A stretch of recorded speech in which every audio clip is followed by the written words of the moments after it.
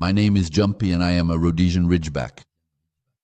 I come from the sun-scorched lands where the horizon dances in the heat, where the savannas of Zimbabwe, once called Rhodesia, stretched out like oceans of gold.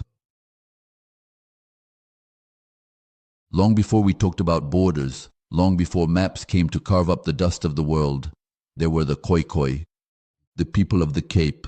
They, the first, lived with dogs with a strange ridge that grew backwards, as if the wind itself had left its mark on their backs.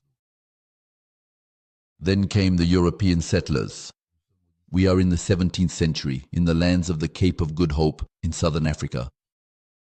The men arrive with their greyhounds, their mastiffs,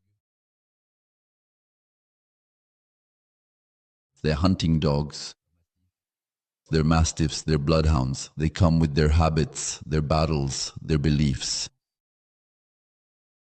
And there, in the middle of the plains, something happens. A mix, an encounter, a silent pact between survival, instinct, and need. Later, around 1879, a missionary named Charles Helm brought 2 ridged females to Bulawayo. I'm often told this part. The hunter Cornelius van Rooyen sees them, observes their endurance, their courage, their intelligence.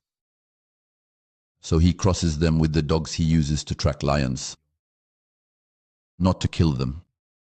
We were not born to kill kings. We were born to hold. To hold the line, to face, to look the shadow in the eyes and say not one step further. This is where I take shape, where my breed becomes a living legend. A dog that runs for a long time, that doesn't give in, that protects, that watches, that feels the world's heartbeat even before it speaks. In 1922, a man named Francis Richard Barnes in Bulawayo writes the first standard for my breed. He says what a Ridgeback should be. Strong but not heavy, lean but not fragile. Calm but ready. Dignified always. I'm called the lion dog. Some say it as if it's a feat, but I carry it as a responsibility.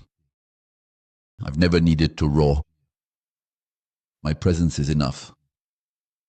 I carry this ridge on my back, this straight line, like a memory. It is my story. It is the mark of my ancestors, of my red earth, of the dry dust of Matabele land, the whisper of acacias, the cry of birds at twilight. I was born to protect without violence.